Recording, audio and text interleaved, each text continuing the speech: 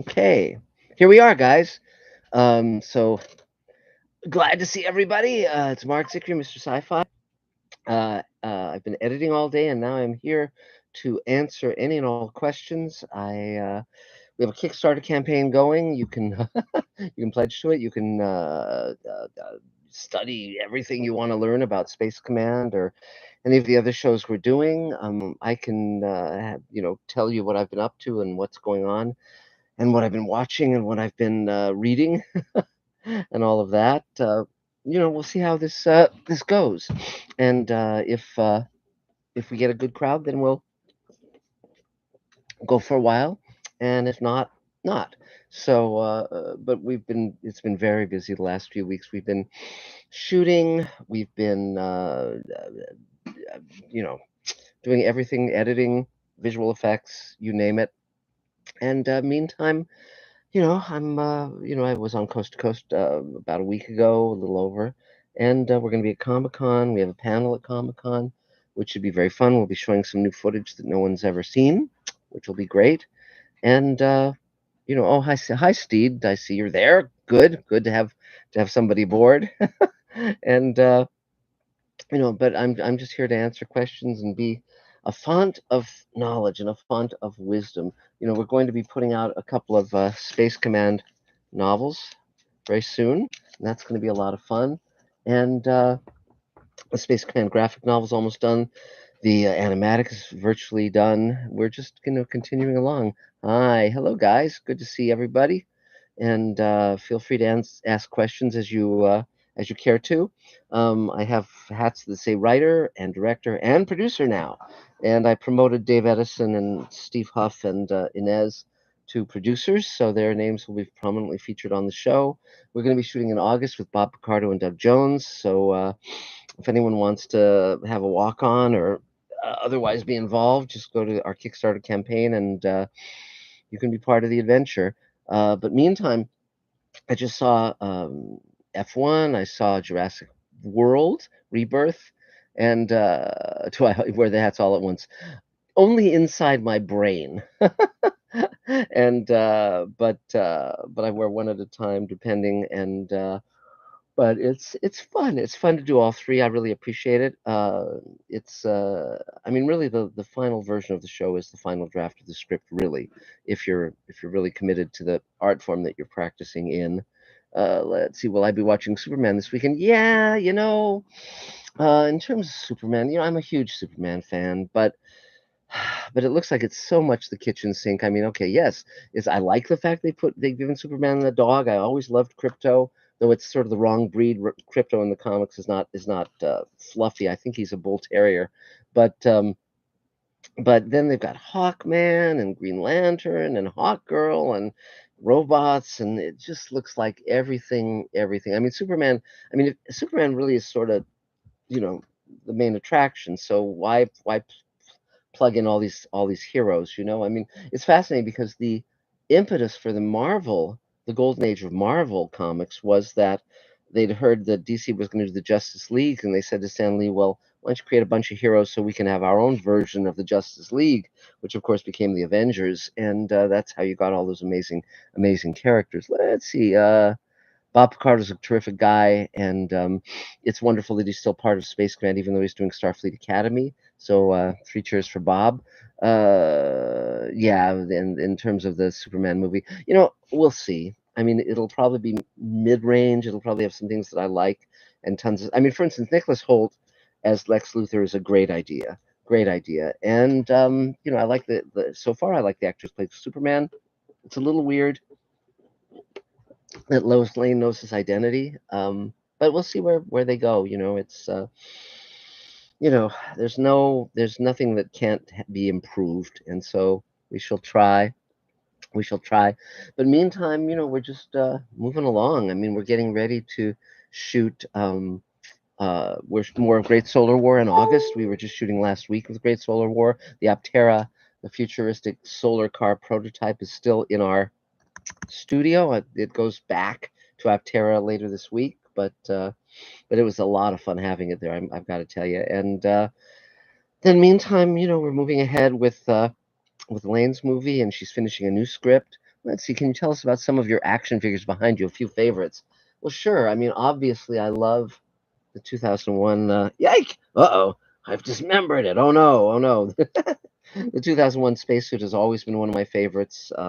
I've loved it. You know, I'm a big fan of spacesuits, and in Space Command, you'll see the ones that I personally own from all these different great movies and TV shows. I love all the spacesuits from Alien, and I actually, when I had a figure of Jack Kemmer, I actually customized my own version of Jack Kemmer in an Alien spacesuit. So let's see if I can move it. There you go. There's Jack in there, and I personalized this and put it all together myself, which was great fun. And and then but the others are absolutely from Alien. And then there's the Rod Serling model kit back there, and the Canamit from It's a Good Life from To Serve Man, of course. And this is the figure of Talos from Jason and the Argonauts, one of the great Ray Harryhausen films. I actually worked with Ray Harryhausen. We were going to do some of his unmade projects, and I even outlined a sequel to Jason and the Argonauts, which was called Jason in the Underworld, which was really, really fun. Let's see. If you could revive any of your past TV series for a single final episode, which would it be? What story would you want to tell? I don't know. It's funny because I don't. Nowadays I think of TV series like a season of a series like almost like a novel. So you structure them like novels with a beginning and middle and end. So, for instance, the last episode of Space Command will have a conclusion for that arc story. In terms of shows, I mean, Sliders, it went downhill after the year that I produced it. I was the producer and writer on the fourth season. Then they did a fifth season, which I was not part of, even though they had asked me to. I saw that it wasn't going to, I mean, without Jerry O'Connell, it really wasn't, the same thing at all.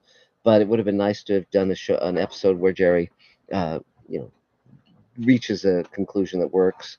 Though the funny thing about Sliders was we often in house we would talk about the fact that the moment Quinn left his world, then it started branching off and branching off and branching off. So there was no one world he could go back to that was his world because it all branched off. So he could just come to one that was close to his. And so that was rather an interesting notion. Let's see. Speaking of spacesuits, have you acquired any new ones? Yes. I just got one from Supernova, which it looks just terrific. And I got one from The Martian, which doesn't include the helmet, but we'll be making a copy of the helmet to go with it. And but it was very neat last week to put them all in a row, 2 rows, and see them all up and put together. That was great fun.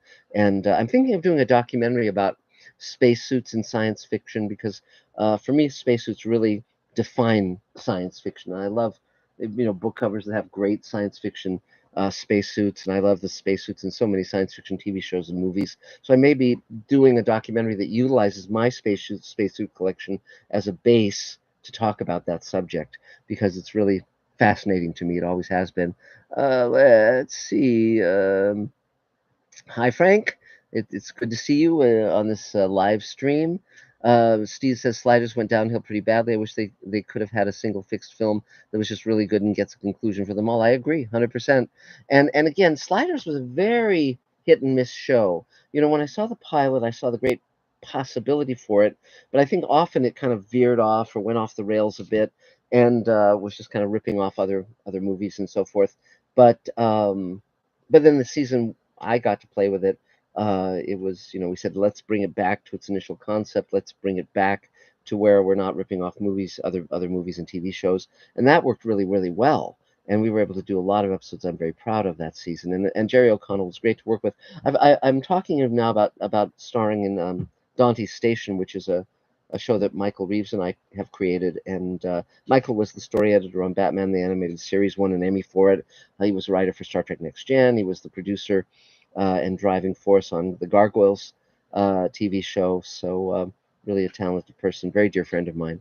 So let's see. Yeah, well, one of the things we did to turn Sliders around, by the way, was we went to the World Science Fiction Convention, or maybe it was Comic-Con, it was one of them, and we met with the fans of Sliders and said, what do you want to see? What don't you want to see? And we took their suggestions to heart because, again, it hadn't really had a consistent season prior to ours, where you really were examining how to play with that, you know, box of tricks. And but I had a great time working on it that year, and I was able to write a number of episodes that were that I was very proud of. And also I asked Universal, having written the Twilight Zone companion, I knew that Rod Serling had access to everything on Metro Golden Mare's lot. So I said, when I was at Universal doing sliders, I said, do we have access to all the props and costumes and sets you guys have? And they said, well, no one's ever asked us that question, but we'll find out. And they came back and they said, with a very few exceptions, yes. So I was able to use stuff from Time Cop and 12 Monkeys and Best Little Whorehouse in Texas and on and on and on. And it gave us great uh, production quality that we wouldn't have had otherwise. So let's see. Um, Doc on the Suits would be amazing. Yeah, I'm gonna definitely do that. Couldn't be there for, yeah. Well, it's interesting because I had lunch with the actor who had left Sliders, and we got along very, very well. But he had already left the show by then, so there was no hope of doing that with him. But so I never got to work with the original cast except for Jerry and and the African American actors. So let's see. Is my season of Sliders everything I wanted?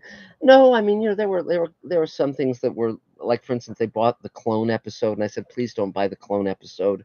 It's every other show's done a clone episode, but then I think I was the one who had to end up rewriting it and trying to make it as good as it could be. But still, it was a very strong writing staff. It was Chris Black, who's gone on to become a showrunner, and Bill Dial, who had been a writer on WKRP in Cincinnati. He did the one about the turkeys being thrown out of the helicopter, and but he was also a historian. I mean, he had a lot of historical knowledge, and so that was very, very useful for us because we could come up with things that were extremely different and fresh. And so it was a very. There were only three of us on the writing staff, and but still we did 22 episodes, and it was really great fun. And this was the year that the cast came back from Canada, and so we were all there on the Universal studio lot together, and that meant I could stroll over to the soundstage and talk to the actors. And when they canceled the Time Cop TV show, I saw these amazing sets, and they were just going to tear them down. And I immediately came up with the idea for an episode called Slide Cage, and we were off and running because I could use those amazing sets. So we got like $500,000 worth of sets for free. Let's see. Which actor would you cast as Harlan Ellison in a live action biopic? That's a hard one. I don't have an answer for that. I've often said that my choice for an actor to play Rod Serling would be Sam Rockwell. I think he could do a terrific job. But Harlan I've never thought about because he was really one of a kind, and so I don't think he would really be someone who could be replaced. And so you thank you, Steve, for your comment about Slide Cage. It's gratifying, and I was very proud of that episode. It had a lot of moving parts in terms of just I went. Jerry directed it. Jerry O'Connell directed it, so I walked him through those sets, and I said, "Here's where this should be staged, and here's where that should be staged," because it was Time Cop, and I never saw the Time Cop TV show, so I just was using those sets in a way that appealed to me. I have no idea how they were used in the original Time Cop series. Delta Flyers guy, they're going through DS9. I'm sure they'd want to get Far Beyond the Stars. Yeah. Well, the interesting thing about Far Beyond the Stars on Deep Space Nine was it was shot the same week that Slide Cage was shot. So I actually had photos of myself in the same clothes on the same day on two different stages on two different series that were doing my episodes. So that was very gratifying. And really amazing, and I'm very proud of both of those episodes. Far Beyond the Stars, of course, we all knew even before it was written that it was going to be one of the great Star Trek episodes because of what it stood for and what it meant. So, what's your take on the next Toxic Avenger with Peter Dinklage? Beats me. It'll either be good, bad, or indifferent. I like Peter Dinklage, but some of his movies are great and some less so. But he's an incredible talent. It's the challenge. Hollywood has become such a strange beast in terms of formulaic material, the studios and networks just kind of wanting to do things that serve their needs, but not really necessarily the needs of creators and the audience. That's why I'm doing Space Command the way I'm doing it, so I don't have to jump through those hoops. Elaine and I write it, direct it, produce it, cast whoever we want, shoot whatever we want, put it out to the world. Millions of people see it. What could be better? Today we were shooting a scene where Jack flies in through a hole in a derelict spaceship and saves his son. It was weightlessness, spacesuits, all the cool stuff. Really, really great. And I had a VFX meeting today, and every day is filled with these different tasks that I have to undertake as a writer, producer, director. If you could adapt any one of the books behind you for a show, what would it be? Huh, that's an interesting question. Um, it's funny. There's many wonderful books. I'd have to think about that a little bit. I mean, Candle for Leibowitz is a great book. I don't know if I'd want to adapt it, but it certainly should be adapted by somebody. Um, I love Have Spacesuit Will Travel. That would be a lot of fun. I would really enjoy that, I think. It's a great book if you've never read it. One of Heinlein's juveniles. And let's see. There have been many reboots of The Twilight Zone, but none seem to capture the original series. Why do you think that is? Because they don't have Serling. I mean, pure and simple. I mean, you know, for a show to be great, you need everything to work right. Great directors, great writers, the scores, the everything, editing, and DP, cinematography. Twilight Zone just was everything coming together and clicking, and so with the reboots of the Twilight Zone, there have been some good episodes. Harlan's episodes on the Twilight Zone reboot were good, and Nightcrawlers was a good episode, but they just don't have the consistency that Serling brought or the vision, and also most TV shows don't stand for anything. They'll like do something that they try to make a little bit topical, but Serling had a deep conviction about humanity, a deep compassion for people, and that's what really shone through. He wasn't doing Twilight Zone for the gimmick. He was doing Twilight Zone because he had a lot to say about his time and the individual versus the state. I mean, God knows what he would say nowadays. I mean, he'd have a lot to say, I think, about what's going on now. Let's see. Would I agree that horror has had a resurgence? Yes, yes. And it's fascinating. Last night, Elaine and I watched Jaws, which, of course, is one of the greatest horror movies, but it transcends its genre because it's such a brilliant film because it's about those three people coming together and fighting for their lives. It's an amazing, brilliant film. But yes, recently there have been some good horror films, and I think Blumhouse has really been very instrumental in sort of the new um, age of horror. Some of the films are less great, but every now and then you hit one that's really knocks it out of the park. Let's see. I missed the longer seasons where shows had time to experiment and play and fail and try again. I struggle with these 3 and 6 episode seasons. Harder for character for me. Would you agree or disagree? Well, the problem I have, I think 8 episodes, 10 episodes is very good to tell us an arcing story. That's where it's almost like adapting a novel. And having written novels as well as TV, I very much understand the structures of both. For instance, Magic Time, which I intend to do as a series, uh, started as a 2-hour pilot. Then I did 3 novels in collaboration with Barbara Hambly and Maya Bonhoff. But the so now but you can take a novel and structure that over an entire season, but the days of the 22 episode seasons, that those are few and far between now, and it was just a very different animal. A 22 episode season, yes, you could do a lot of variety with it, but then also, it could also really sag or fall into the same gag over and over and over again. It boils down ultimately to artistry. I mean, any show of any length can work, and there's of course tragedies that certain forms didn't exist back in the day. For instance, there's a great silent movie called Greed by Eric von Stroheim that would run 8 hours if they left it to his cut, and they cut it down to 2 because that was all that was really sort of allowed back then. One of the great tragedies of film, because you'll never see that, and if they had miniseries back then, it would have been a perfect candidate. So it's a shame. Let's see. You make a good point about how today's times defy parody. If you were doing a show like Sliders now, would it be difficult to imagine greater dystopias?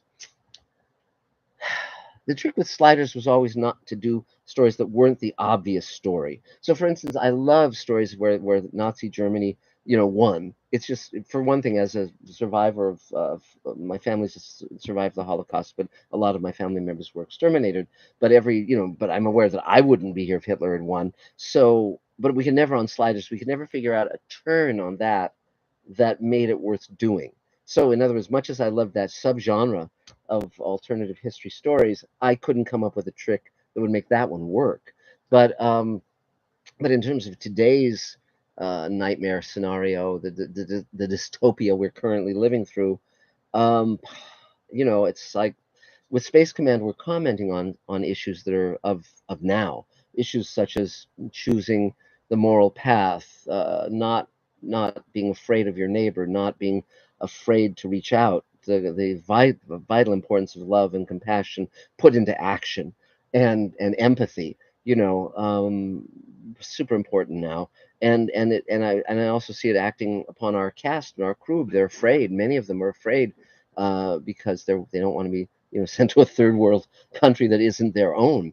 And now that they're talking about taking people's citizenship away, you start with naturalized citizens, then you get to homegrown citizens, and then anyone is if they protest, if they cross the powers that be, they end up God knows where. And so I think all you can, I mean, I realized a long time ago that I can't change the entire world. I mean, my work has a powerful impact reaching millions of people, but I can also stand for something in my personal life and help people and reach out to people and be a force for good, Elaine and I, in our world. And that's what we endeavor to do, both in our work and in things like the round table, etc. But I never force someone to mm, agree with me or bow to my opinion. I just think that compassion is vital. And if you lack empathy, go hang out with awful people, and don't darken my door. So because I love variety. I love the different kinds of people. I love the fact that you'll go out on the street and hear all these different languages. It's music, and yeah, and different people with different backgrounds. It's one of my favorite things about being in this world. So let's see what other questions.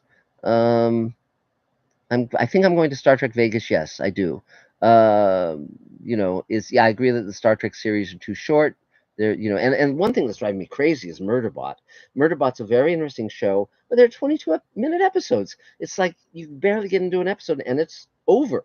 I don't know why they chose that. It might have been production logistics, God knows. But it's just like, if I knew it was going to be that short in terms of its individual episodes, I would have waited until they downloaded the entire season and just watched it that way. But Star Trek Vegas, I'd like to go. I enjoy it very much. Do I think writing for sci-fi shows has gotten lazy as far as characters and rushing storylines? Yes, I think there's a great lack of, a lot of the shows that are on are very half-baked, and the characters are yanked this way and that, and there's no one to care for or no one to connect to, or they end ridiculously. They don't know how to finish a story. That's why I thought Better Call Saul was brilliant, because it was one of the best endings of any series I've ever seen. It was clear that they knew what they were doing, and it was great to do a one-on-one with Vince Gilligan recently, and I hope that we get together for lunch and get to know each other better. I think he's a huge talent. But and I liked White Lotus as well. I think the third season was weaker, but still they're trying to comment about people's lives and comment about how to live a meaningful life. And so I think whether it's science fiction or not, I think you need to really kind of go deep. And the original Star Trek and Twilight Zone and Outer Limits taught me that you don't want to waste your audience's time. You want to say something meaningful and find the story and find the characters. And television, it has to be through the lens of character. You have to create characters that people will take the journey with. That doesn't mean they have to be good guys. They can be Walter White, but they have to be passionate about what they're doing, Tony Soprano, whatever. But they have to care and be really willing to go to the mat for what they care about.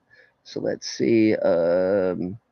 With everything awful going on right now, do you still believe in a hopeful vision of the future? Yes, you have to. You have to, because I've lived long enough now to see the ebb and flow of things. I lived through Nixon. I lived through George W. Bush, and these useless wars, Vietnam and invading Iraq, and there's darkness, but then the pendulum swings again, and hopefully you get back to government that cares about people, or tries to make things better. I'm not a cynic.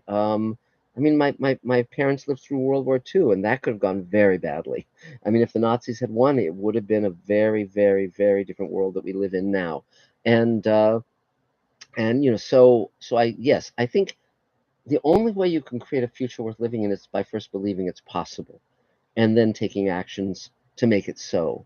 And so I'm not cynical at all. I mean, these are very, very dark times. I think people have to be fighting much more aggressively against illegal actions. I think people being yanked off the streets with no warrant, no due process, is evil. I mean, it's the Gestapo. It's exact. I mean, any student of history knows the Roman Empire, knows Hitler's regime. I mean, yeah, the totalitarian rule book. Their actions are not new by any means, and so this is not a surprise. It's just awful. So we stand against it as best we can. We speak out. Thank God. But again, this is where technology is our friend, because we all have video cameras. I mean, back in the day, people would get beaten. All this stuff was happening. People were getting beaten up by the cops. People were being railroaded for murders they did not commit. Now we have cameras, so we can see ICE hustling people away, ICE beating people up, throwing people to the ground, all these things. We can see, and then DNA is exonerating people. So again, even in the dark times, there are things to be thankful for, grateful for, and we can see people on other sides of the world. We can see people being starved in Gaza, and maybe we can't affect immediate solutions or immediate justice, but we're not um, back before radio and television and movies and all of these things and the internet. People in other countries could seem much more alien, much more distant, but now we see the common humanity, and the more we empathize with others, the better things go. Let's see. Steve, you say I want to believe. Jason, you say I want to believe, but I don't.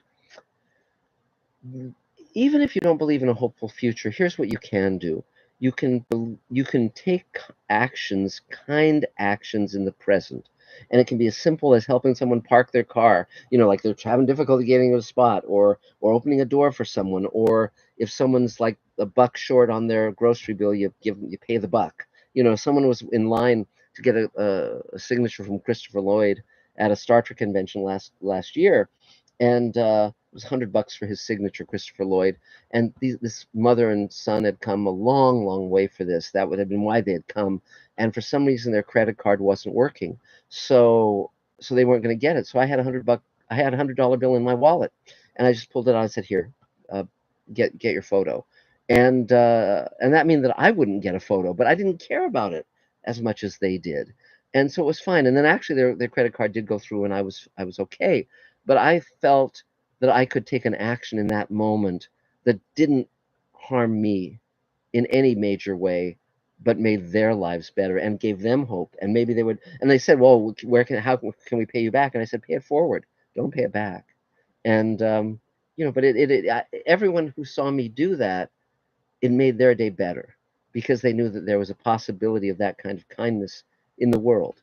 So by being an example, you can have a ripple effect. So, okay, what else? What else? Let's see. Did Secret Galaxy YouTube channel speak to you about their History of Sliders retrospective video? No, but it was great to hear the struggles behind the show. If they ever want to talk to me, just let them know. It's markzickery@gmail.com. They can reach me, and I'd be happy to talk to them. It was a fascinating season. There was a lot of tensions behind the scenes, but not anything compared with the season that had gone before. I mean, it's fascinating. I was the only person that both Tracy Torme, whenever they had a question where someone had to call Tracy Torme, it was such a bitter season beforehand that I was the one delegated to call Tracy and ask the question, and he would talk to me.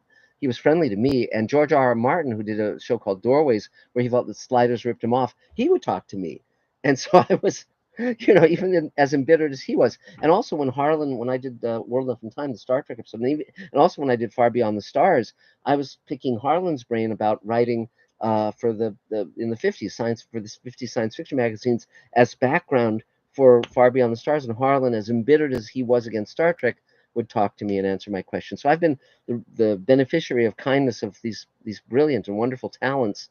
And so again, I think, I was going to say what goes around comes around. I don't necessarily believe that, but I do believe that if you treat people with kindness and with respect, they'll usually return the favor. So let's see. Blah blah blah blah blah. What's the key for a good sci-fi story with a beginning, middle, and end? Um, Figure out what you're trying to say. I always write that down in a sentence when I'm writing a novel. I boil it down and I boil it down, and I often don't know when I'm beginning, but when I get to it. So, for instance, for the third Magic Time novel, it was in order to pick up what you need, you have to put down what you're carrying, and that was a metaphor that I could use.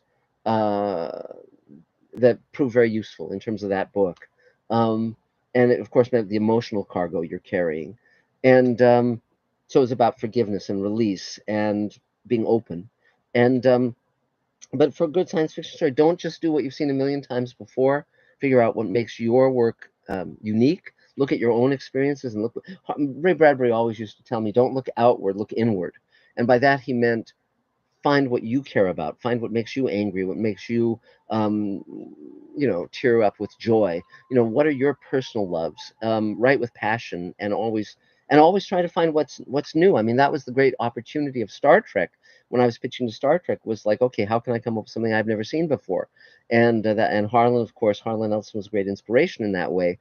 And I was able to do it twice, both with um, Far Beyond the Stars and the Star Trek Next Gen episode I did, where they make first contact, which was another episode I was very proud of. I'm plugging my computer in because I just found out that it wasn't plugged in, so I don't want to die on you guys. So yeah, let's see what else do we have here.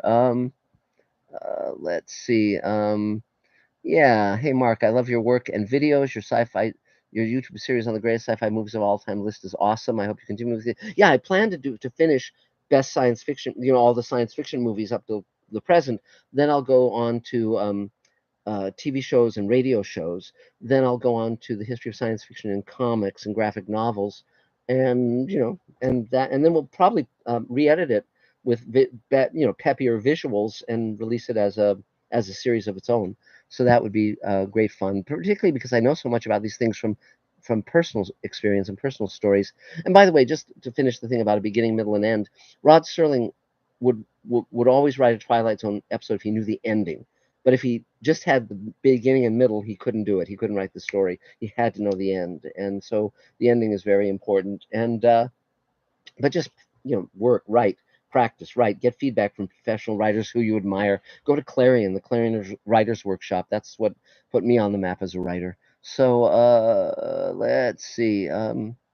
Yeah, Ice was on my block on Saturday. Apparently, I wasn't home. Yeah, I mean, videotape those guys. I mean, I just sent an email to Adam Schiff, saying, why aren't these guys being arrested? I mean, if you're masked and not identifying yourself and grabbing people off the street without a warrant, without due cause, without due process, uh, that's got to be illegal. I mean, why aren't the cops stopping these guys? Why aren't the sheriffs stopping these guys? It's this is, I mean, I think the only thing we have is each other and the law. And the law has to be enforced, the real law, not what these guys are doing. And I've told my friends that if they need me to protect them, if you need me to help them, anything I can do, I'm happy to do, because again, my family was wiped out by the Holocaust. This is happening now. It's not different. It's not different. Grabbing people off the street, disappearing them to God knows where, third countries. No, no, no, no, no, no.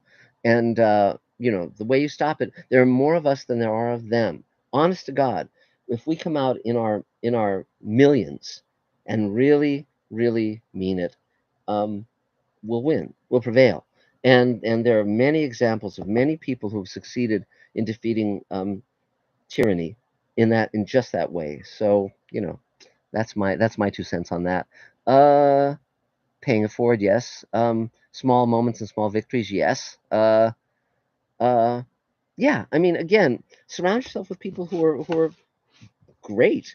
I mean, don't hang out with toxic people. Don't hang out with cynical or negative people, because again, it's like a negativity and cynicism and toxicity. One of my favorite things is that I ever heard anybody say was John Sayles, who's a wonderful director and writer, once said in an interview that he felt that cynicism was cowardice, and I agree with that because cynicism allows you to stay safe and passive. And if you know, but that won't make a better world. It never will. The only thing that will make a better world is action. I mean, if someone, if you can help someone, that doesn't mean that you have to never go to a movie or never, enjoy a book. It doesn't mean that you give away your life to a cause because that can eat you up and leave you empty, but it means that do what you can do to make things better. If it means buying someone a bag of groceries, whatever it means, do it. So okay, great. Let's see. Which current sci-fi novelist do you enjoy? Andy Weir is hit and miss. I thought The Martian was great. Hail Mary was okay, and the one he said on the moon was less. But I think he's talented. I've read all the Expanse novels and enjoyed them. I don't think they're great literature, but I enjoy them. I haven't started the new ones yet, the new series they're doing, but I enjoyed reading those sort of like as just for fun. I'm reading a book now on the making of The Shining, which I'm enjoying. I'm also reading an unfinished novel by Kurt Vonnegut, and because I love Vonnegut's work, and I thought I'd see, okay, what was he working on when he died. Beyond that, I'm reading The Ministry of Time, which I'm enjoying. We'll see where it goes. I was recommended to me. Um, so those are some of the writers I'm enjoying. The fact you can bring so many talented people believing in your stories and wanting to work with you is inspiring to me. You have been an inspiration to me in producing my fan film productions. Well, thanks. Um, what I'll say about that is that collect people as you go. When you're at conventions, when you meet people, wherever you go, find people. They don't have to be famous. I mean, my friend Ian McCaig, who designed Darth Maul and Queen Amidala and all of that, and the Mark Ruffalo Hulk, I mean, he's famous and brilliant. And we've been working, he's been on all my major projects for the last 25 years. We hit it off. We became really good friends. But I also will meet someone just in my walking around doing stuff, and I'll find someone who's talented and I'll hire them or I'll ask them to collaborate with me or whatever. You you just collect people. You get in the habit of seeing who's talented, how they can work well with you. The same thing with the actors I'm working with. I mean, Bob Picardo and Doug Jones and Mira Furlan and all the wonderful actors I've worked with in the past and will work with again, except for dear Mira, who we lost, of course, during the pandemic. But then we had an open audition for Matt Kemmer and Jack Kemmer, and we cast Ethan McDowell and Aaron Gaffey, and they've been a godsend. Particularly Ethan. I mean, he's on Walking Dead now, and all these different series. But he comes back to work on Space Command with us, and it's always like a family reunion when we get together on set. Everyone really likes each other, and there's no it's hard work, but it's just kind of joyful to be with everybody. So I just love it. And having my own studio is a dream come true. I mean, it's just so great to go on those. We have 3 sound stages now, full of spaceships and spacesuits and giant robots and aliens. And man, how could you not love that? Let's see. Writing question. Working on a story from 1947. Get wrapped up in the details of the time period and instantly makes things more complicated. Do you find this as well? It's very easy to get lost in minutia. It's very easy to get lost in research. The trick is again is like figure out what your story is, beginning, middle, and end. I like what's the spine of it, and uh, and that's where you can deviate from those as you write and get deeper into your story. But you need to not let every wind blow you a different way. Um, so that's part of it. It's probably good at some point to stop researching, write the story, and then go back to fill in the blank areas. Research is much easier now than it used to be, thanks to Google. When Elaine wrote one of her screenplays, Snow Princess, she had to go to UCLA every day for a year and read microfilm of the newspapers of 1928, 29, 30 to, and it was fascinating, but now you could do most of that stuff on the internet. So, but just stop researching and just write your story. Because it's going to be about the characters, about the life you breathe into them. Period. I mean, in some ways, people are the same as they were. Their belief systems change, but the core of humanity remains the same. So the people have to come alive more than anything else. Do you know who owns the rights to the Twilight Zone 1980s series? Yeah, that'd be CBS Viacom. I can never find it streaming anywhere, and I loved it almost as much as the original. The same with Amazing Stories. That version of Twilight Zone is on DVD, so you can probably find it on like eBay.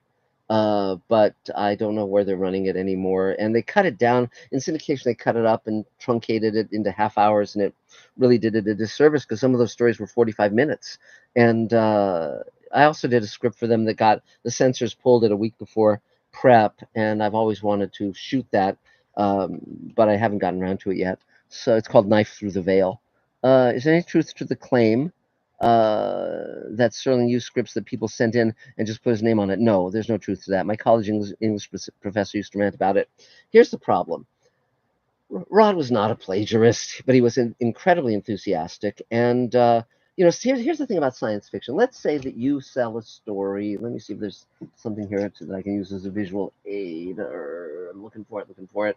Let's say you sold. Well, let's hear. I'll reach out for this. Okay, here's an old pulp magazine called Worlds of Fantasy. Okay, and let's say you sold a short story in when was this published? The night like 1962 or something. Yeah, you sell this to the magazine, and you're paid 5 cents a word, and so you get maybe $50 for your short story. Okay, and then someone reads your story, and they're inspired to write a story that was inspired by yours but is different from yours. And then you're not going to be upset about that because they're earning $50, and good on them that you inspired them and they wrote something that wasn't just a ripoff of your story but was a further extrapolation.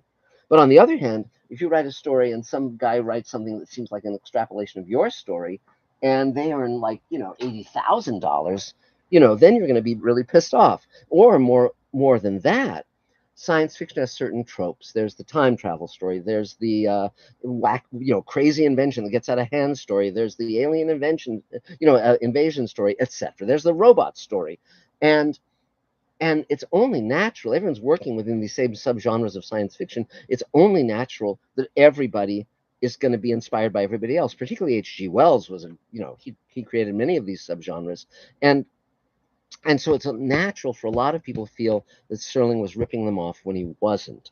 And more than that, when he came across a short story that he liked, he'd buy it.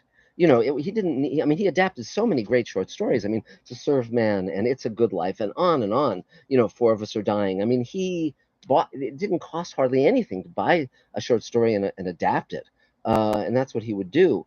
But it was natural for people to think he was ripping them off because there are only so many tropes you can do in science fiction.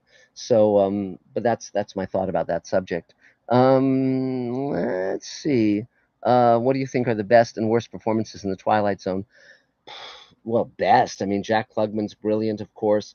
Burgess Meredith. There's so many great performances in Twilight Zone. I think Jack Klugman probably was the greatest in Praise of Pip. Um, when he's talking to God, that's just so raw and so real. Just amazing. Bill Mumy, of course, was wonderful in Twilight Zone. In terms of bad performances, usually it wasn't the actor's fault. Like Cavender's Coming with Carol Burnett. That's a terrible episode, but it's not Carol Burnett's fault. She's wonderful. But I'm glad she's still acting. I'm glad she's still appearing in things. But let's see. What are your thoughts on Zena Henderson, Clifford Simak, and Hal Clement? I really like Clifford Simak. I haven't read all of his books because he had so many. I was very surprised when I grew up to learn that these people who were like gods to me, these science fiction writers, had to have day jobs. He was like an insurance man or something. But very few of them could make a living writing for the pulps and writing for the paperbacks like this. Ray Bradbury and Heinlein and a few of them made good livings, but most of them didn't. Also, remember the Kickstarter campaign, guys. Go and pledge the Kickstarter campaign. We're sort of becalmed, and anything you can do will help enormously. And there's lots of cool perks that I'll get to eventually. But in terms of Zena Henderson, I really liked her books. I read The People stories when I was a teenager. There was a TV movie made of some of her stories with Shatner in it and Kim Darby. That was sort of like neither here nor there, but I liked her writing. In terms of Hal Clement, I haven't read much of his stuff. I've read maybe some short stories back when I was a kid, but I really don't have enough of knowledge of his work to to comment. I think his real name was Harry Stubbs, though. Um, do I watch Black Mirror? In very short doses, because Black Mirror is so dark, and it just almost always bums me out. There's a few positive episodes, but most of them are so dark I can only watch them a bit at a time. But I do think that Black Mirror is the inheritor of the Twilight Zone's mantle. I think it's a brilliant show, and I just wish it were a little more cheerful, but it's definitely a great show. Let's see. Let's see. Hope to see you at Serling Fest this year. We'll see. We'll see how that goes. Reactor Channel Bunny Tails did World Enough in Time episode. Only Reactor to cover that episode. It's one of the best hours of Trek out there, so I'm glad it has some Reactor coverage. Yeah, thanks. I don't know what Reactor is, but because I'm an old 20th century guy, but but um, but I'm very proud of World Enough in Time. That was really what showed me that we could do television without a network or a studio. The technology had gotten to a point where you could create something as good as any TV show. I think World Enough in Time. I'm enormously proud of it. I just ran into George Takei a few days ago, and it was wonderful to run into him by chance. And we were talking about that episode, and it was he never got the Great Sulu episode until we did that episode, and it put Christina Moses on the map, and it was the last performance of Grace Lee Whitney. It was the last time that Majel Barrett Roddenberry got to be the voice of the computer. I mean, and it took me a year and a half, solid year and a half, to make that episode. I had the final cut. No one could touch it. It was exactly what I wanted it to be, and I hired my own editor full time, and at 700 visual effects shots. If you've never seen World Enough in Time, it's an episode of Star Trek New Voyages that I did. I co-wrote it with Michael Reeves, and it came out wonderfully. It's on Mr. Sci-Fi, so you can actually go down here under the episodes and find it, and I urge you to watch it. I think you'll really love it. Let's see. How's Elaine? Yeah, Elaine's great. She was directing on Space Command with me on Great Solar War a weekend ago, and she's writing our DP Massimiliano Trevis had an idea for a feature, and so she's actually written the feature for him so that they can partner up. And if it sells and gets made, she'll be rolling in dough. So let's hope that happens. I'd be very happy if that happens. Let's see. I'm getting behind, guys. Let's see. Yeah, and we're also shooting Elaine's movie, When the Voiceless Roar. So just waiting to get more money and do that. We're going to launch a Kickstarter campaign for that.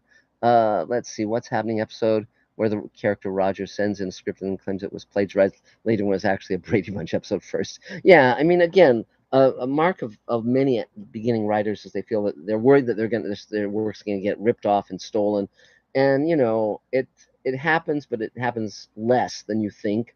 And I wouldn't worry about it at all. It's you need to get a career going, and you do that by writing. Burgess Meredith is my favorite actor in the Twilight Zone episodes are stellar. I agree, 100%.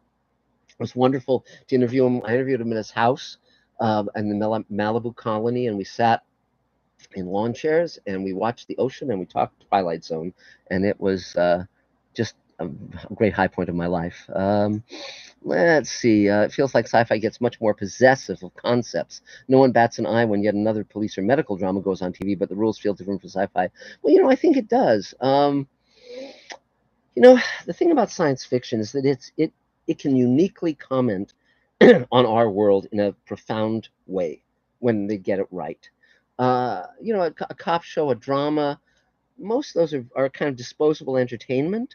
Even when they're great, there are few exceptions. I mean, a show like The Corner or The Wire, those are fabulous, amazing, but they're derived from life because the showrunner, the creator of the show, was a reporter, and he hung out on those streets, and he knew the cops, and he knew the drug dealers, he knew all, and the junkies and all of that. It's derived from life. Most TV and movies are derived from other TV shows and other movies, which makes them a copy of a copy of a copy.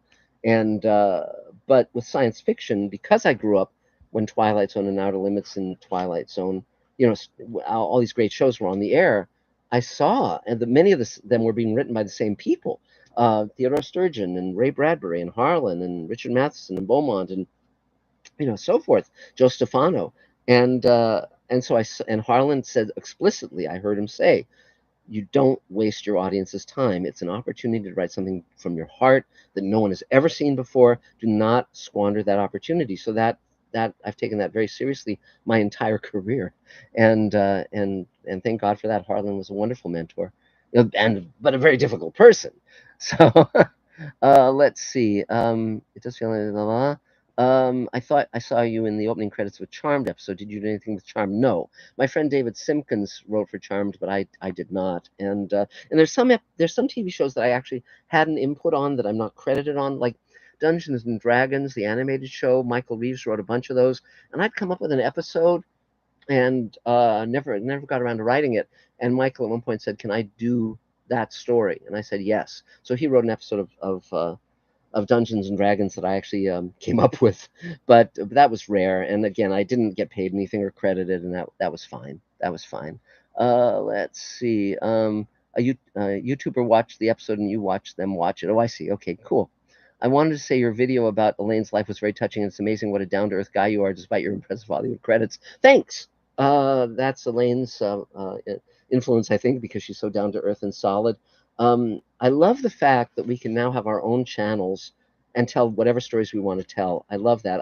It's funny. There was one year where I took a year writing a screenplay on assignment, and I ended up reaching out to NPR to do commentaries about my life because I wanted to write something short that I could say a story in 3 minutes. It's sort of like, this is what happened to me, and this is what I think it meant.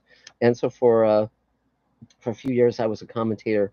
I think it was 3 years I was a commentator on Morning Edition on NPR while I was writing for TV shows, and but I really love being able to do that. But now on YouTube with my own channel, I can do an episode of Space Command. I can show an old episode of some TV show I wrote. I can, do a video about Elaine's life. Having Dave Edison at full time working for me as my editor makes some things so much more easy than they would be otherwise. He's really very, very much part of why I'm able to do all this stuff and produce so much work. I mean, today we sat down and edited an entire scene that we shot for Space Command a week ago. So, and it went very quickly and very well, and we're really on the same page. Let's see. I'll go on. Let's see. Doesn't let's see. Blah blah blah. I'm trying to get not make sure I don't miss anything. Um, on Space Command, there's a really interesting perk that's a story by mail. Has this been a challenge to put together?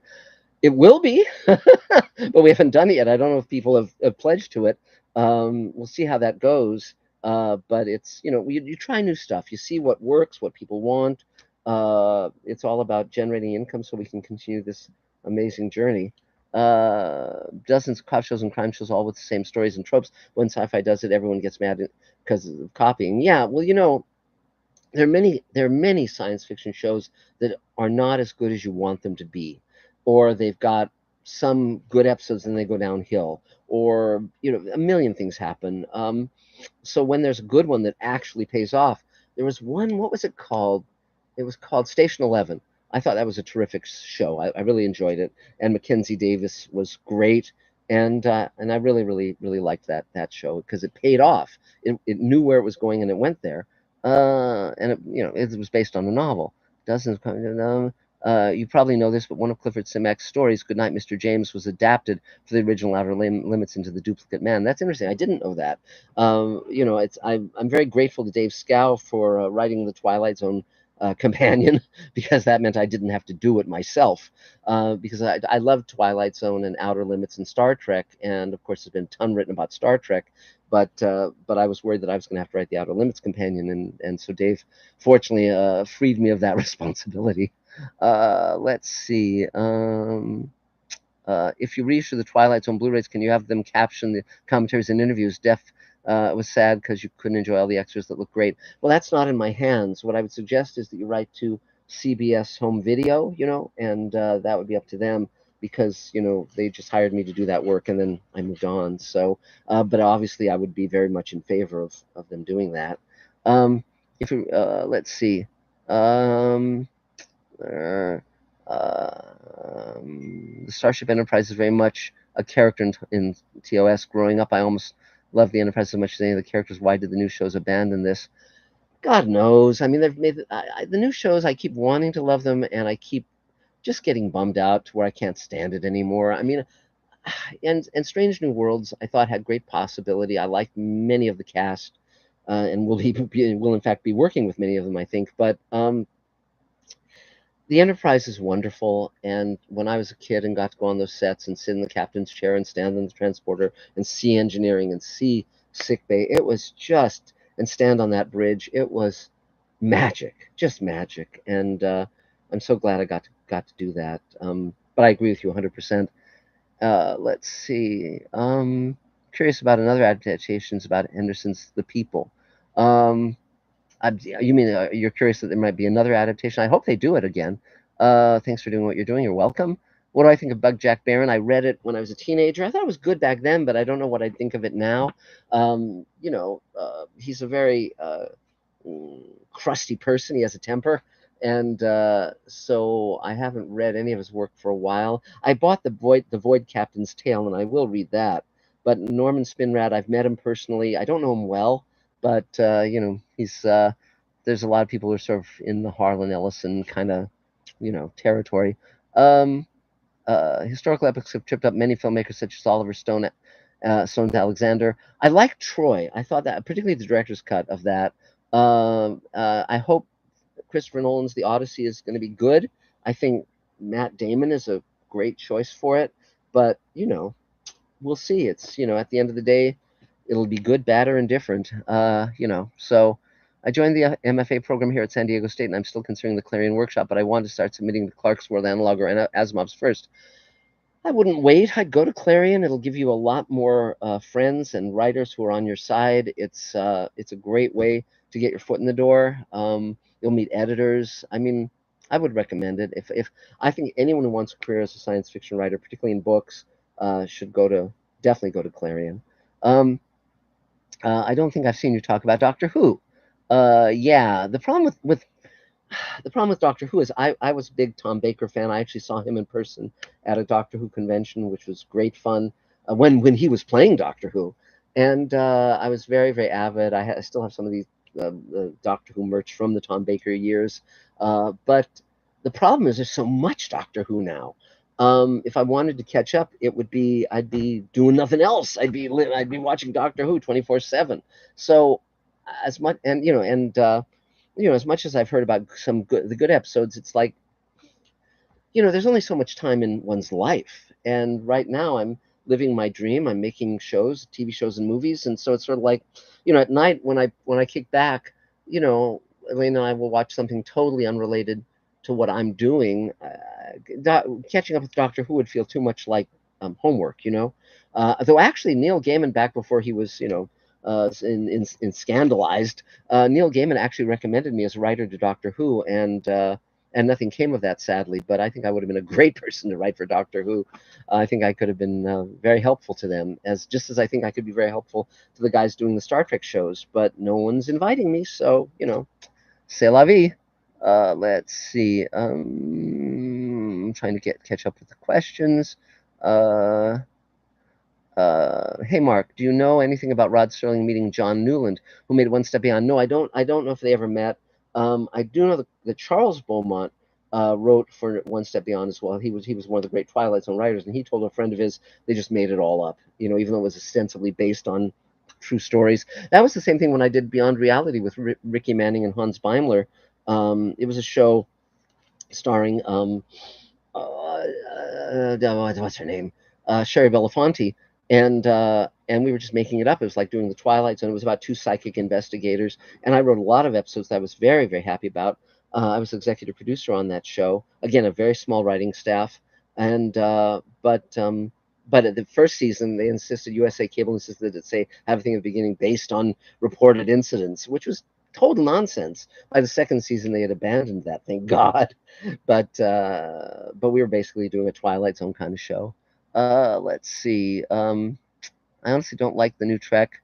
Yeah, I couldn't stand Picard. Only show I enjoyed was Prodigy. I've heard that the animated ones are better, the Star Trek shows, but I haven't gotten around to it yet. With all of these Star Trek shows, Discovery and Strange New Worlds and all of them, I just watch them and I just get to a point where I can't stand it anymore because there's such missed opportunities. The visual design is terrific. The VFX are great. It's like I was going to say it's like taking a dump in a Cadillac. It's like, why? It's because I think the real bottom line of most of it is with the original Trek. There's two things that made great shows great. Um, First of all, with Outer Limits and Star Trek and Twilight Zone, they went to science fiction writers, the great science fiction writers, and they brought them into the show and had them write episodes. Harlan Ellison, on and on and on. And they also had people who knew the genre, understood the genre. Every great show needs a great showrunner, someone, whether it's Rod Serling or Gene Roddenberry or Chris Carter with the X-Files or Joe Straczynski with Babylon 5. You need the visionary at the top, and most science fiction shows don't have that. And so that's part of the problem. And but uh, it's that's why I've taken control, and it's on me. And if I screw it up, I screw it up. But at least it was my baby. So let's see. Mark Lungo says, I know something about sci-fi that you didn't. Hooray for me. Shower me with money and jewels. Yeah, well, absolutely. Just send in a box top with 25 cents and you'll get everything you've ever dreamed of. So what do you think of the film Prospect? I saw it once. I liked it. This is before Pedro Pascal was a thing. He wasn't famous at that point. I thought it was a good science fiction movie. I'd really have to watch it again to form a knowledgeable opinion, but I liked it when I saw it. Let's see. Current Trek. Yeah, I mean, again, such a waste of opportunity. I've met um, uh, Christina Chung, whom I like very much. She's going to be in one of our projects, and the actor who plays Spock, Ethan Peck, is Gregory Peck's grandson. So I told him some things about when I met Gregory Peck, and I have a signed To Kill a Mockingbird poster that I'm going to be giving him when he gets back in town. So neat. Let's see. Someone asked, what are some of my spacesuits from? Everything. 2001, Wrath of Khan, the Firefly, on and on. We'll get into that sometime soon. Let's see. The new Trek shows prioritize emotion, but they don't care if it's earned or not. Yeah, the point I was gonna make that I got steered away from. Most of these writers, A, don't have something profound to say, and B, haven't experienced life in any meaningful way, as near as I can tell. I mean, Gene Roddenberry and Rod Serling both fought in World War II. Gene was a bomber pilot, and Rod was a paratrooper. He almost got killed, and so they had seen life and death. They had come out of that with a world of experience, and both good and bad. And so, these were people who had something to get off their chest, something to say. That was true of Matheson. That was true of many of these writers. And so I think you have to have a depth of understanding of the world to be able to say something meaningful, or at least depth of understanding about yourself. But I think a lot of them are just kind of, I don't know. It's like there's a lot of triviality in these shows and a lot of um, uh, I was, what do you call it? Homages that are just kind of like, well, that was an homage to Alien, but it just wasn't as good. you know, I mean, it's a waste of time and effort and money. Firefly, yeah. Firefly, I didn't like Firefly that much, but I liked Serenity, the movie, a lot. And and I just saw Hamlet with the African American actress from Firefly. She plays Gertrude in this Hamlet that's playing on stage here at the Taper, and so I'm a fan of her work. I'd love to work with her. Blah blah blah. Yeah, yeah, I agree. Firefly was flawed. Um, yeah, it's let's see. Star Trek, Star Wars was just Hollywood heartless. I think the thing about Star Wars versus Star Trek, my friend Mel Gilden says the golden age of science fiction is 13, and I actually agree with him. Star Trek debuted when I was 10, and it was the thing I'd been waiting for, but didn't know I was waiting for. And the moment it aired, it just blew me away. It was just phenomenal. And I think for kids of a certain age who saw Star Wars, it was that for them. So I never, it's like I think Star Wars is much more limited in many ways than Star Trek, but I'm not on a high horse about that because in reality, anything that gives anyone something positive in their lives, that's great. I think they're trying now to make Star Wars deeper and broader, so it isn't just about let's fight the bad guys, but we'll see what comes of it. Let's see. Let's see. It was a good cast with good writers. Unfortunately, Whedon was there too. Summer Glau has such a graceful way of moving. Yeah, I mean, I love. There's one thing I do love about many, many, many science fiction shows are their casts. It's usually an ensemble cast of extremely talented actors, and so there are many shows where I want to utilize their cast. I've been talking to many, many actors and actresses, and sometimes it's just I haven't found the great role for them yet. So I don't want to just cast someone to have them in what I'm doing. I want them to have something meaningful in what I'm doing. So when we do Sweet Haven, we're going to have an amazing cast: Walter Koenig and Barbara Bain and Veronica Cartwright and Bob Picardo and on and on and on. It's a phenomenal group of people. So I'm very eager to shoot that. It's all about money now. So please, if you have, if you can send us, $10, send us $10. If you can send us 10,000, send us 10,000. With the Showrunners Network, you can become an executive producer on that. You buy 15 shares at $7,500 each, and you have a career. So there's a lot to be said for that. But definitely, our Kickstarter campaign, the current one, needs to have some love shown to it. Let's see, how many episodes of Space Command are you planning total? It's a 12-hour season, so we're currently shooting hours 7 and 8, and there's already a buyer who wants to distribute the entire season when it's done. If someone wants to order a second season of Space Command, I'd be totally game for that. But we're creating an ensemble of actors, so Doug Jones and Bob Picardo and all these Bill Mumy, all these actors that we love working with are going to be in many of our projects moving forward. So they'll just be playing different characters, which I think is really a lot of fun, actually. Um, let's see. Hey, Mark, got any thoughts on The Boys on Amazon Prime? The evil superheroes with a normal team trying to take them down. Anthony Starr's quite brilliant. It's an amazing show with very good acting, very good visual effects. I haven't watched it ongoingly. It's not one of my regular shows I watch for pleasure. It's a little dark. It's a little creepy. Um, but I think it's a good show. And I mean, in terms of what I'm watching now, I'm watching Taken, the old Steven Spielberg show, just because some UFO thing got me thinking about it, and I'd never seen it, so I'm watching it, and it's hit and miss, but it's got some wonderful things in it. I mean, my gosh, Dakota Fanning is spectacular in it. Let's see, and I'm watching The Gilded Age, the new season of that, and Murderbot, as I said earlier. Do you have other shows planned after SpaceCon? Yes. If you go, we're doing the Showrunners Network, which is Elaine's movie, When the Voiceless Roar, and it's 5 shows I'm creating with the creators of Farscape, The Expanse, Defiance, Alienation, Sequest, on and on. And people who've won Emmys and so forth. So the shows we'll be doing we're doing 2-hour pilots of each. Sweet Haven, I'm doing with Rockney O'Bannon, who created Farscape and was executive producer most recently on Evil. Future Space, I'm doing with Mark Ferguson, Hawk Ostby, who were the showrunners on The Expanse and developed that show for TV. Dante Station, I'm co-creating with my friend Michael Reeves, and I'm talking to Jerry O'Connell about starring in it. Magic Time, we're going to do, and that's based on the trilogy of novels I wrote, and the pilot I did with Elaine, and Elaine also did some writing on the novels as well. And I want to have Christina Moses in that, and Doug Jones, and who else am I casting in it? A variety of people. You'll see it when we get there.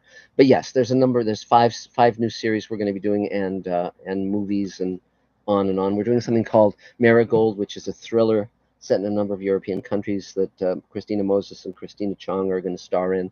Um, Tons of cool stuff. But again, money's what makes it go. So the more people who buy shares in Space Command for $7,500 each, or in the Showrunners Network, you know, uh, all I would need, like for instance, what costs millions of dollars for the studios, we can do for hundreds of thousands. Our overhead is much lower, but it does cost money to make it. So if you can afford to pledge to the Kickstarter campaign, great. Right now, we're not killing it. It's we may hit our goal, we may not. I don't know, but we need help with that. But also, there are a couple of people who want to buy 15 shares in the Showrunners Network. That's like 100 and something, 100,000 change. And they would be credited on all of those projects as executive producers on IMDb, on everything, on the show. and that gives them a career. Then they'll have business cards that say executive producer, and they'll be able to say, well, yeah, I'm executive producer on a series with Doug Jones or a series with whomever we're working with, and that's legitimacy. That's real legitimacy. And but right now, because of things are so topsy turvy in the world, I think it's harder to raise money, and I'm still moving forward. I'm still doing all the stuff I do, but would I love to get a few 100,000 in the bank? Yes, it'd be very nice because we could finish stuff, and I'd love to do that. So anyway, but yes, I'm every day is Christmas for me. Every day I'm filled with enthusiasm and passion, and I'm working with Elaine. I'm working with all these wonderful people that I'm working with. I mean, my God, when you see the footage that we shot just recently in Space Command, you'll love it. You'll love it. Let's see. Uh, I'm currently rewatching SG1. Steve says, I just got a costume from Stargate that I used in what we shot on Space Command. I got a costume from Murderbot as well. I mean, it's fun to reutilize the sets and costumes and props. Um, Pennies on the dollar. I love having my own studio. Um, yeah, looking forward to all these new projects. Yeah, me too. Most of them are already written as scripts. Most of them have cast attached. It's just a matter of the money. And so again, if you have a rich aunt who's looking to invest in something really interesting, send her my way. I'm happy to talk to anyone. It's markzickery@gmail.com. I can send you the paperwork. You sign one piece of paper. I'll send us the cash, and bang, we're good to go. And everyone who's an investor is welcome to come to the set. They're welcome to have a walk-on role. They're welcome to be part of everything we're doing. They make it go. So, and I'm very grateful to any of them. But also because we have a Kickstarter campaign going, if you can't afford 7,500, throw in what you can. Every little bit helps. I mean, it really does. So let's see. Let's see. Nothing wrong with that, Steve, dude. Looking forward to the new projects. I would love to do a sci-fi show with actual sci-fi writers writing for it. Yes, the reason you don't see that more often is because most of the people running networks don't know who the great science fiction writers are. So there, and also a science fiction novelist isn't necessarily able to write a great TV show or a great movie. It's a very different form. You need people who can do both. Certainly Richard Matheson, certainly Charles Beaumont could, certainly Harlan could, but it's a rare talent, and so you have to be very, very judicious. George R. R. Martin certainly could. And so let's see, too much terrible in the world can't handle heavy stuff these days. It's true. It's easy to get bummed out. So I can only watch the news for so long, and then I've got to go, have an ice cream or something. Will the current technology with crowdfunding spell the end of the studio system? No, no. The studios are going to continue to prosper. They're just going to, spread their tentacles everywhere they can.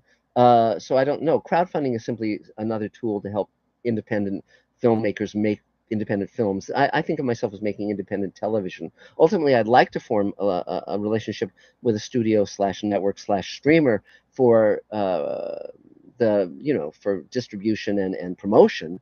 And they also pay enough money to actually do shows where I'm not having to be as inventive as I am. But I'm just glad there's a new way to do things that I've been able to utilize. Let's see. Uh, Bowman and Matheson also wrote for Thriller.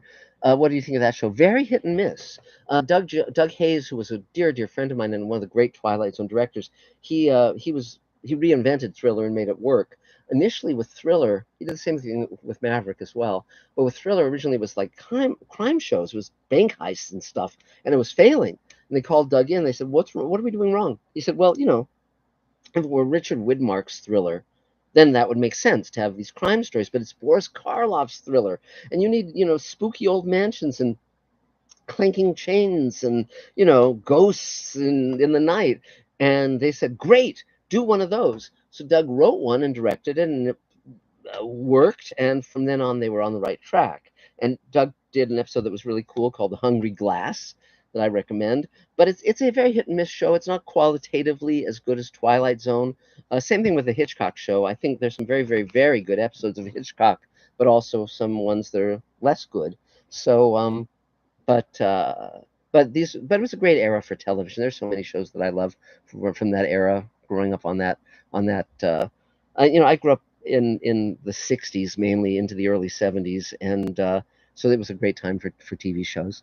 Uh, I love so much that you use props and suits intentionally. Yes, and I love that stuff. I love having Easter eggs like that in Space Command. I love the fact that these things would normally just get thrown out or, you know, trashed in one way or another, and I'm able to bring them new life. It was, I mean, we in what we shot just a week ago, we had something called the Hall of Heroes, where we set up all of the spacesuits, and we had Jack Cameron and his son Ed, walking down the row of spacesuits, and it was just so cool to do that.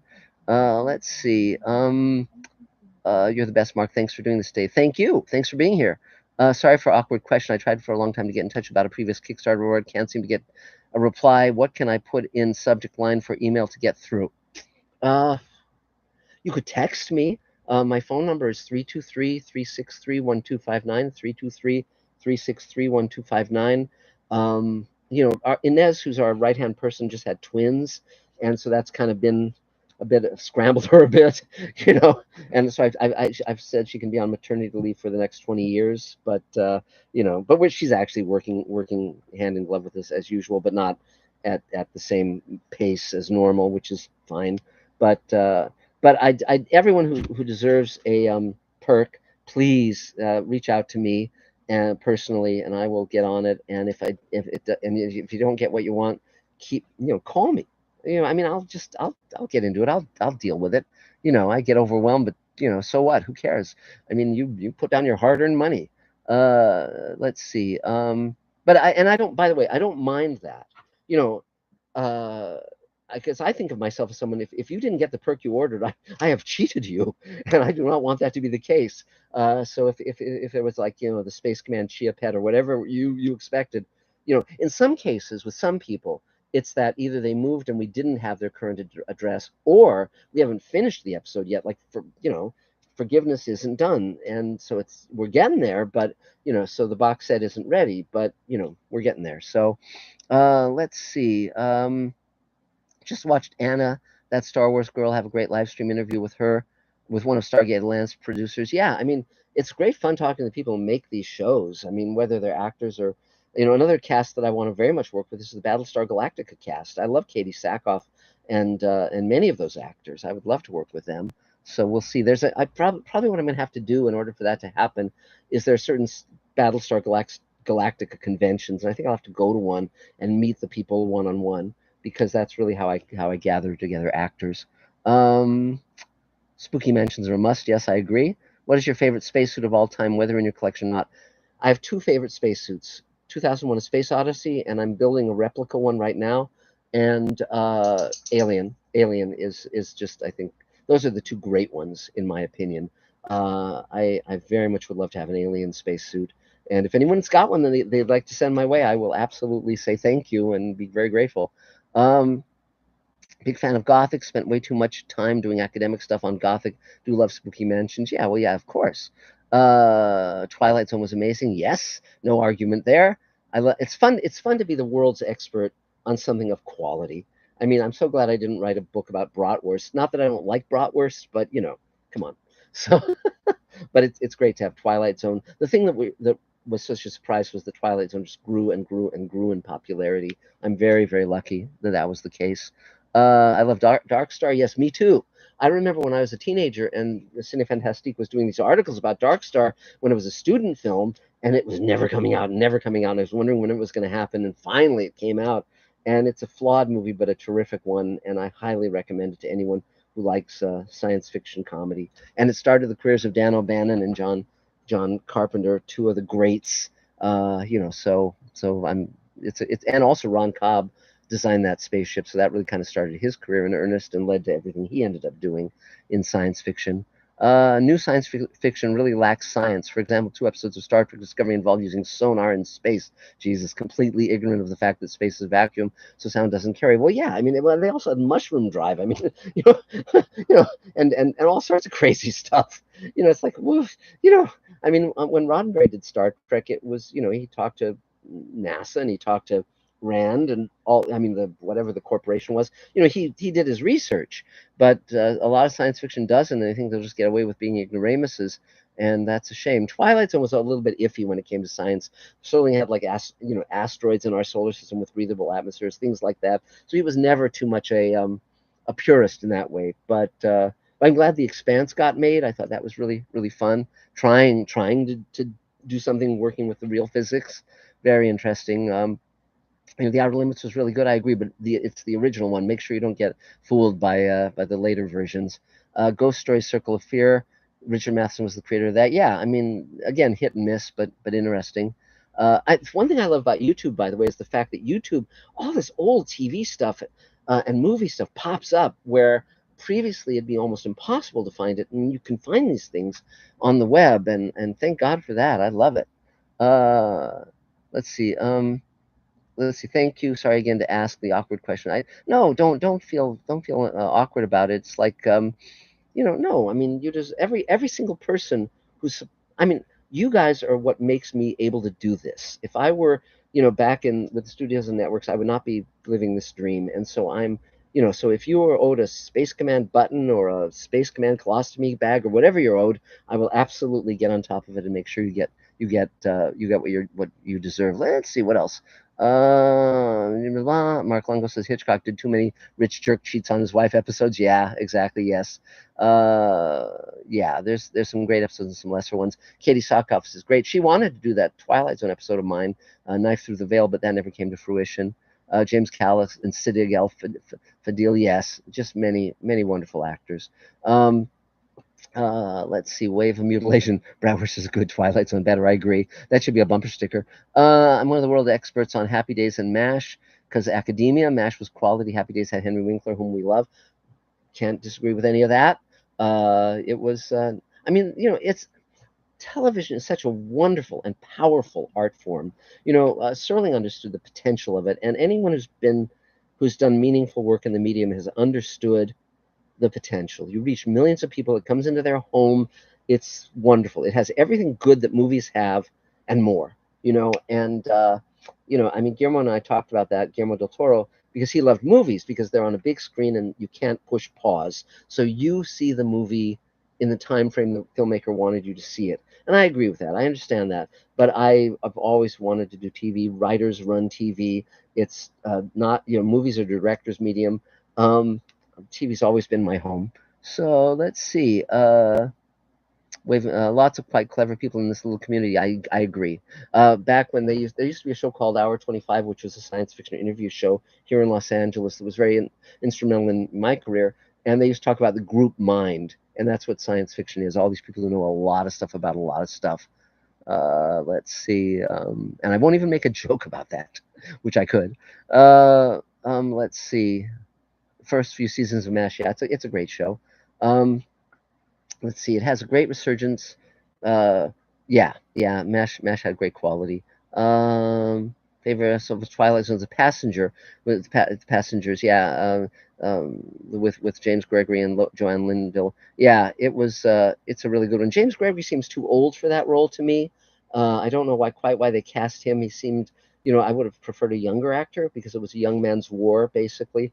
But for the most part, but Joanne Linville is so great in that episode. The music, oh my God, the music is great in that episode. It gets a little funky, a little hokey when Abraham Lincoln shows up at the end, but it's got such an evocative quality and so melancholy. And Serling, if anybody understood war, it was Rod Serling. He really understood what a terrible tragedy and waste war was. And so no, it's a very strong. But that's because actors could do so much with Twilight Zone. I met Joanne Linville, and I loved her work on Star Trek.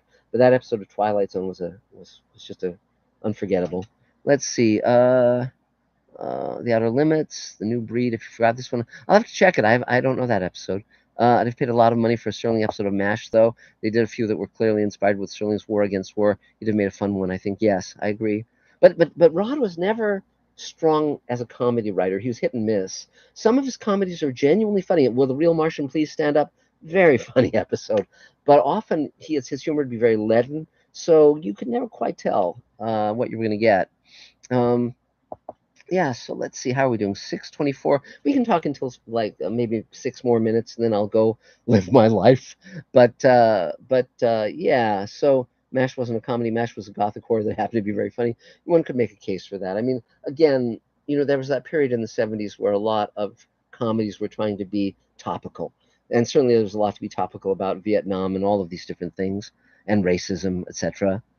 Uh, yes, well, when you say World Enough in Time, my idea was that World Enough in Time was essentially a sequel to CD on the Edge of Forever, because it was basically, my idea was to do an episode where Kirk basically says to Edith Keeler, "You got to throw yourself under that truck if the future is going to be good, if the future is going to have room for people," and she would throw herself on. So in World Enough in Time, Sulu's daughter is told the deal: you can live or you can die, and she chooses to die to save everyone. And so that was my thought. And I also love the fact that she's the one who calls Kirk on his bullshit, where she says, different woman in every port. The only one who mattered to you was Edith Keeler, and it's basically you're lonely. You must be very lonely. And I loved writing that scene because it was so spot on. She basically cracks Kirk open like a lobster and gets to his soft core, which was terrific. I would love writing that episode. Let's see. Seabass force a laugh track. Yeah, huh.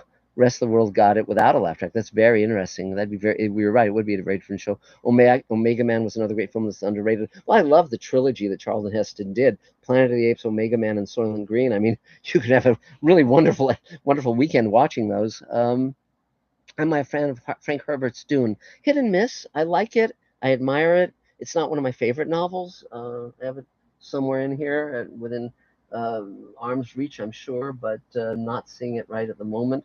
But yeah, it's a great movie. I have the restored David Lynch Dune. There was a guy named Spice Diver who reconstructed it and put in the finished effects, the spy size, and all of that. It's a much better movie with everything in it, and I think it's well worth watching in that form. You can find it online, and I think the cast and the visual design was just phenomenal. And Denis Villeneuve, I like his version too, but somehow a number of the characters in David Lynch's Dune are more um, vital, alive to me. And Freddie Jones is great in that. Many great performances. Let's see. Uh, where are we? I'm trying to catch up. Uh, Star Trek TNG changed my life. It felt like watching a family work together in space. It was special. It was. It was a great show. Definitely a great show. And I'm very glad that I got to sell him a story. Let's see. Will the real Martian really stand up? Will the real Martian please stand up as funny until all the humans die at the end? Yeah, well, yeah. You got to break some eggs. What can I say? Uh, the best things leave us chewing on them for years. Yes, exactly. Why only Blu-ray and not 4K for your show? We want to do 4K. We've been shooting in 4K. So ultimately, when we can afford the expenditure, we'll do it in 4K. Definitely, that's on the horizon, and I very much want to do that. So I agree. It's just a matter of cost and what people could have, what orders we got. So that is definitely something I want to do. Have you any word on the Babylon 5 reboot? Is JMS still trying to sell it? Last I heard he was, but it was going to be a complete reboot. It wasn't. I don't. I would have preferred if he was just doing a continuation of those characters and that storyline. But it's not for me to say what Joe will do or won't do. He's his own person, and I'm glad that he got to do Babylon 5. It was certainly a landmark show. Let's see. And I'm glad I got to write for it. The More Human Than Human album by White Zombie samples extensively from Omega Man. That's fun. That's very fun to know. We're currently considering. There's a band called Poison, and there's a drummer on it named Ricky Rocket, and his daughter we're considering her for a role on Space Command. We really like her, really like him. We'll just see if how things go. But he's I'd never heard of Poison until I met him. So he was recommended to me, and I really like him. He's a great guy. So and there's a very interesting intersection between science fiction and rock music that has not been fully explored, and I think it would be very interesting to do a documentary on that subject. If I sent you a sci-fi story that changed my life, would you have the time to read it? I could try. No guarantees, but I could try. What are you most excited about? What you're working on right now? What's making you most excited to wake up and do? I love working on Space Command. I love all the things I'm working on right now. I mean, my God, it's an embarrassment of riches. Um, I mean, I cannot tell you how much I love doing all these things, working with Elaine, working with Rockney O'Bannon, and all these partners, Ethan McDowell and Bill Mumy and Doug Jones and Bob Picardo and I'm Ian McCaig. I mean, it's just like this is everything I wanted my life to be, and it is. And I'm so glad that at this point in my life, Elaine and I combine our ages because our birthdays are both in August, and this upcoming August we're going to be 150 years old, and we're going to have a party at the studio. So you guys are invited to come if you'd like. And it was, I mean, I'm just living my dream. Every day is just sheer joy. I could not be happier. And so I'm very grateful to all of you. I'm very grateful to Elaine and to all the people who helped me make this dream a reality. So, and then finally, there was a question about The Expanse. I think The Expanse is a very good show. It kind of goes in weird directions, and it's not, you know, but I think The Expanse really does pay off and deliver, and I love the cast, and so there's a lot of stuff. There's a lot of things to enjoy in that show. We're working currently, by the way, with Francois Chow, who was the villain in The Expanse, and he we're going to be utilizing him more in Space Command and our other shows. So that's about it for now. So I'm going to sign off here, but thank you all for being here, and please go to the Kickstarter campaign and pledge. It's really helpful and very really important. And if any of you want to talk to me about investing in Space Command, feel free to email me at markzickery@gmail.com or call me at 323-363-1259, 323-363-1259, and I will be happy to talk to you, and you will be welcome to be part of anything we're doing at any time. So that's about it, guys. Thanks a lot, and we'll talk again soon. Take care. Bye.